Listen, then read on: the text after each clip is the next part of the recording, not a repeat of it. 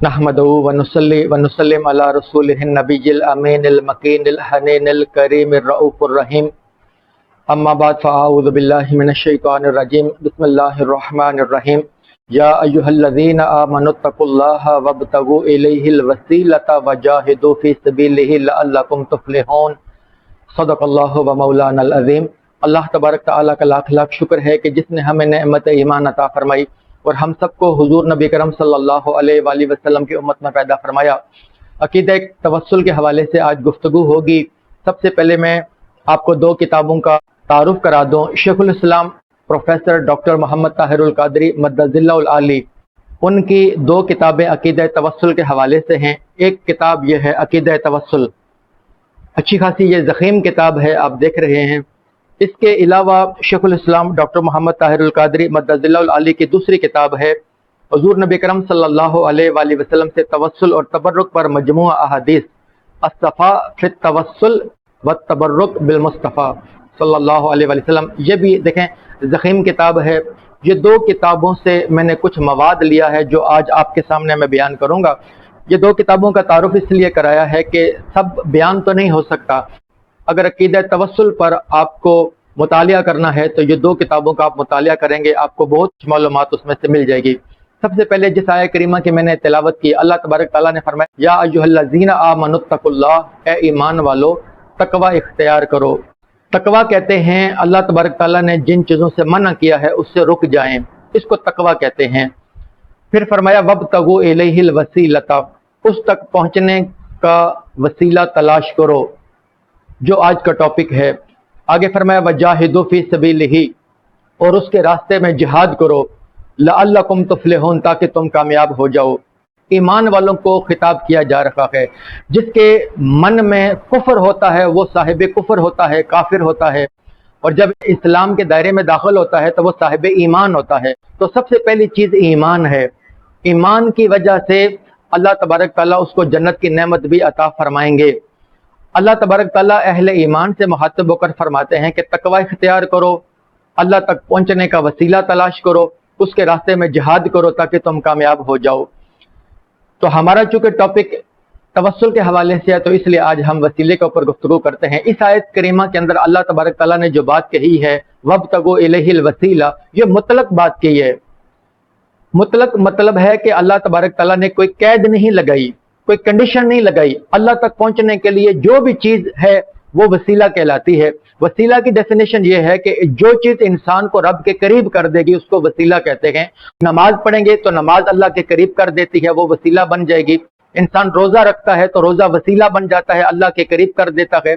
आप किसी को पानी पिलाते हैं तो पानी पिलाना ये वसीला बन जाता है अल्लाह की कुर्बत का। आप किसी को खाना खिलाते हैं, आप किसी की मुश्किलात को दूर कर देते हैं। अलगर्द कोई भी ऐसा काम जो अल्लाह को महबूब होता है तो महबूब अमल अल्लाह की बारगाह में पेश करेंगे तो ये वसीला बन जाता है। बाज़ लोग यहाँ पर कहते हैं कि वसीला सिर्फ तीन किस्म का है। इंसान अपने अमाल का वसीला पेश कर सकता है, जिस तरह हदीस मुबारका में हमें मालूम होता है कि कुछ लोग थे जो किसी गार के अंदर फंस गए थे, तो उन्होंने अपने अपने अमल का वसीला पेश किया था, तो वो गार के मुंह के आगे जो पत्थर आ गया था, चट्टान आ गई थी, वो हट गई थी और तीनों के तीनों बाहर निकल आए थे। तो वहां से साबित हो गया कि इंसान अपने अमाल का वसीला अल्लाह की बारगाह में पेश करके दुआ कर सकता है, तो वो उसके अमाल वसीला बनते हैं। फिर वो कहते हैं कि अल्लाह तबारक तआला की जो अस्माए इलाही हैं उसके वसीले से दुआ करें तो अल्लाह तबारक तआला दुआ कबूल फरमा लेते हैं। तो अल्लाह तबारक तआला की जो अस्माए इलाही हैं, या रहमान या रहीम, तो आप इसके वसीले से भी दुआ कर सकते हैं, तो वो भी दुआ की कबूलियत का सबब बन सकती है।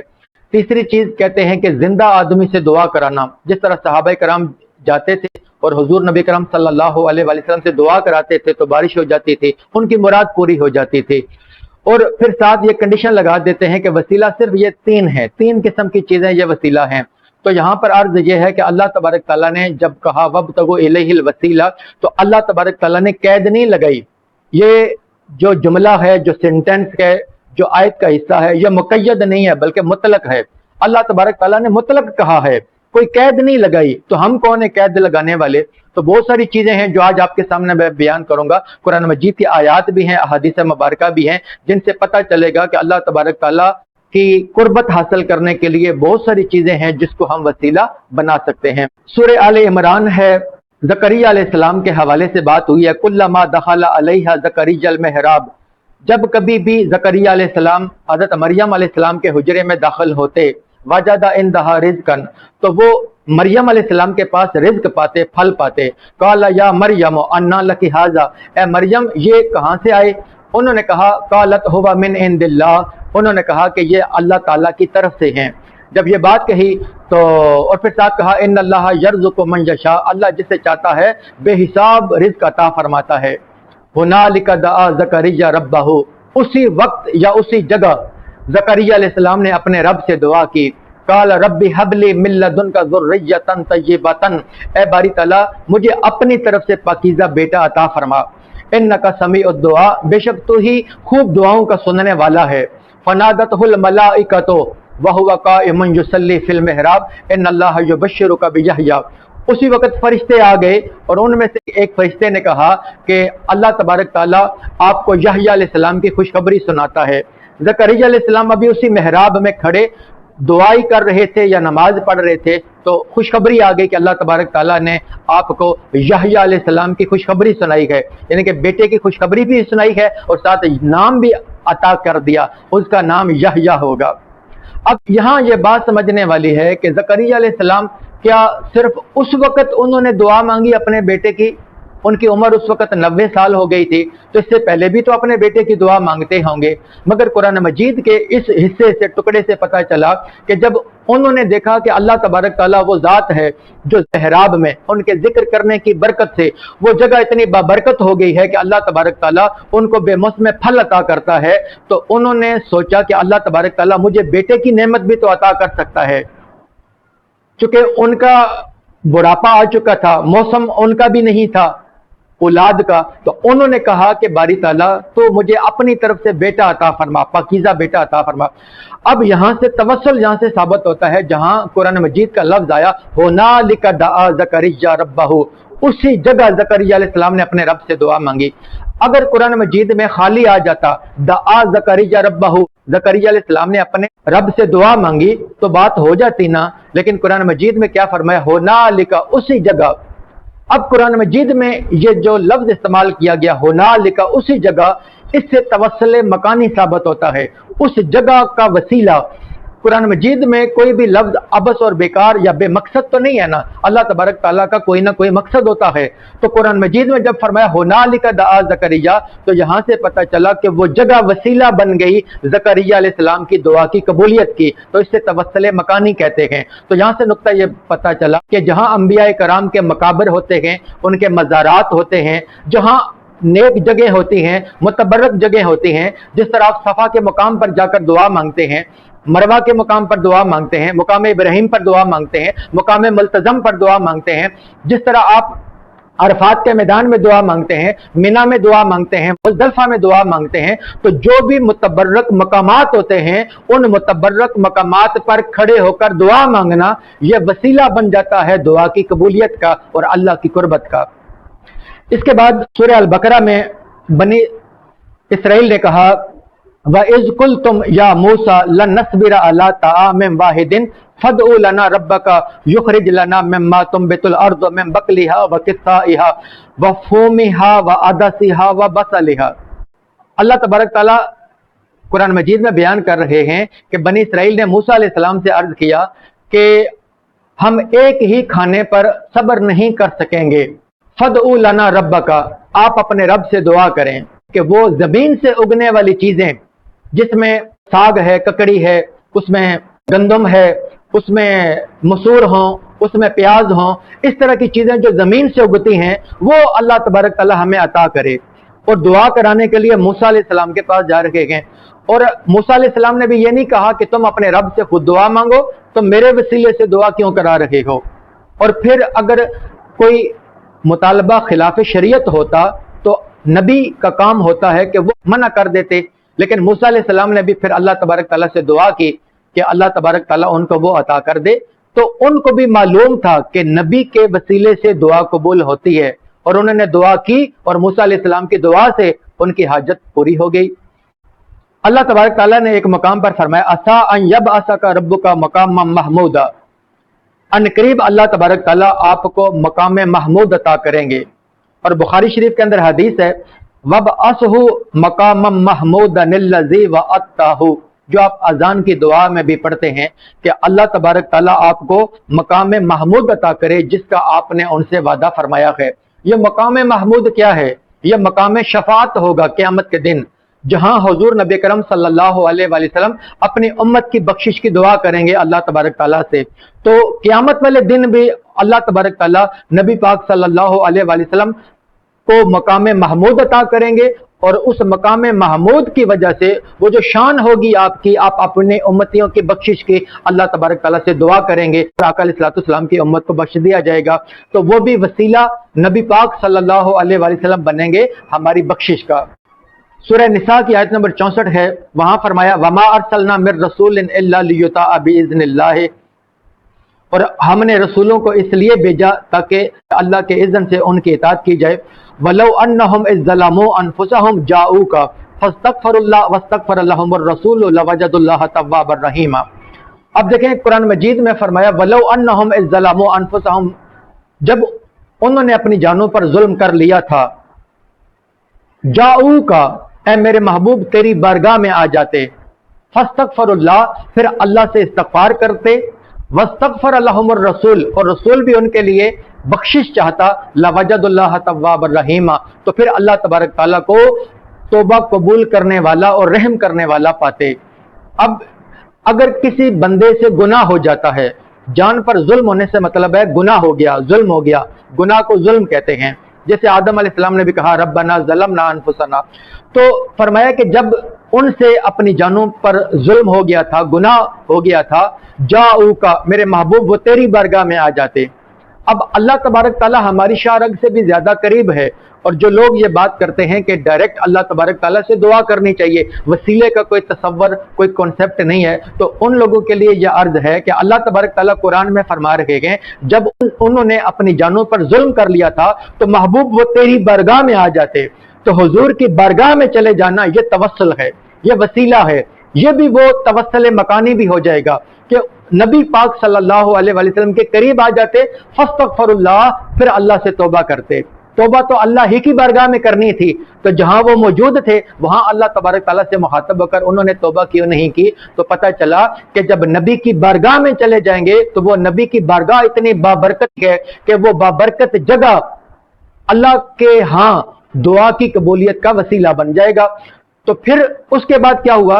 वस्तगफर लहुमुर रसूल, फिर रसूल भी उनकी बख्शिश की मगफरत तलब करेगा, यानी कि सिफारिश करेगा, शफाअत करेगा।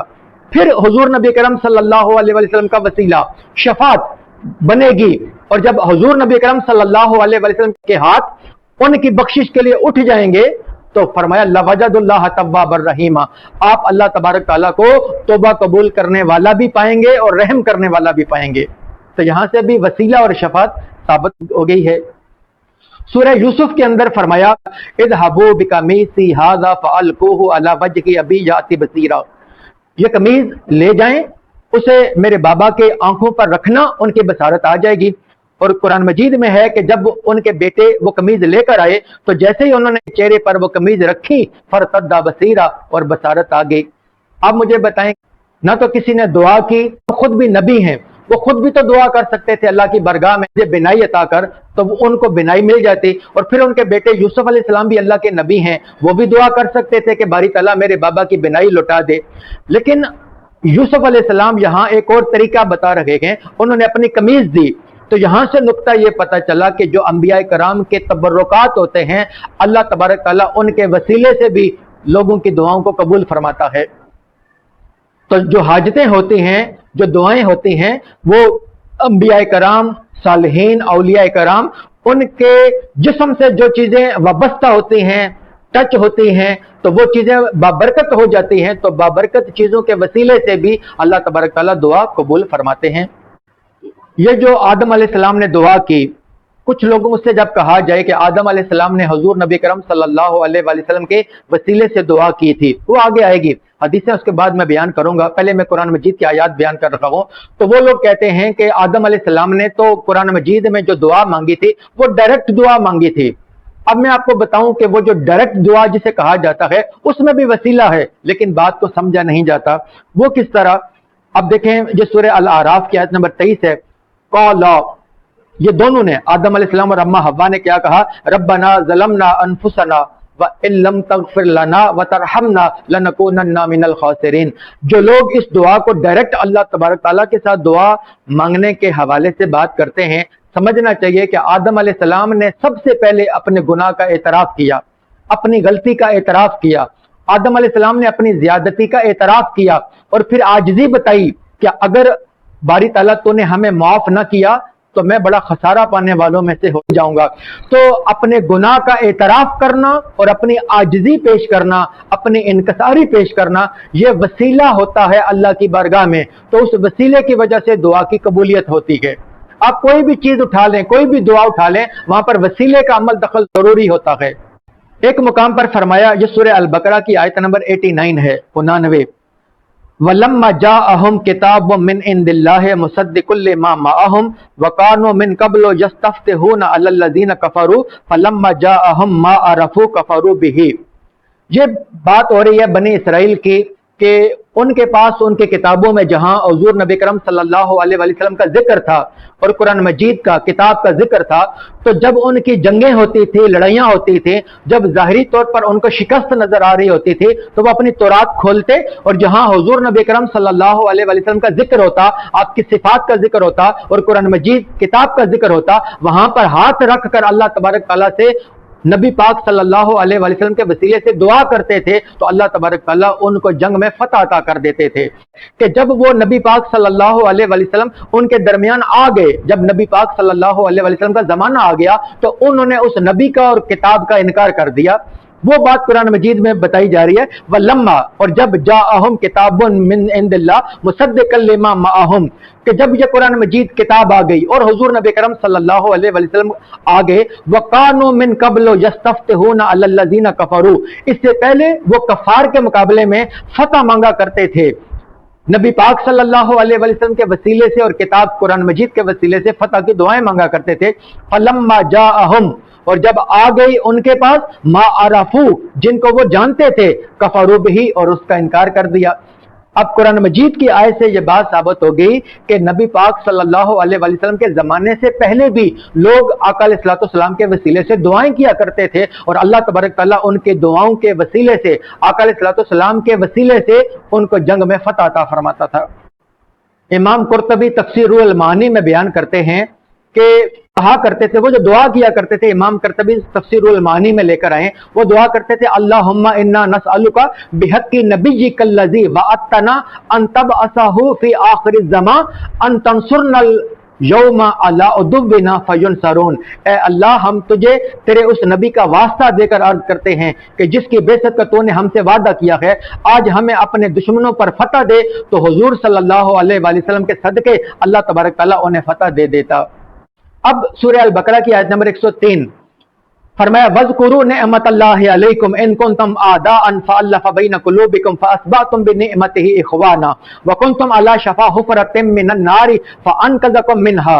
اللہ تبارک تعالیٰ وہ نقشہ کھینچ رہے ہیں کہ جب نبی پاک صلی اللہ علیہ وسلم کی ابھی آمد نہیں ہوئی تھی تو اس وقت معاشرے کی حالت کیا تھی۔ مولانا الطاف حسین حالی نے بھی اس کا نقشہ کھینچا، کبھی پانی پینے پلانے پہ جھگڑا، کبھی گھوڑا آگے بڑھانے پہ جھگڑا، چھوٹی چھوٹی باتوں پر جھگڑے ہو جاتے تھے، لڑائیاں ہوتی تھیں اور چھوٹی چھوٹی باتوں پر تلواریں نکل آتی تھیں، قبائل آپس کے اندر جنگیں کرتے تھے اور کئی سالوں تک وہ جنگیں چلتی رہتی تھیں۔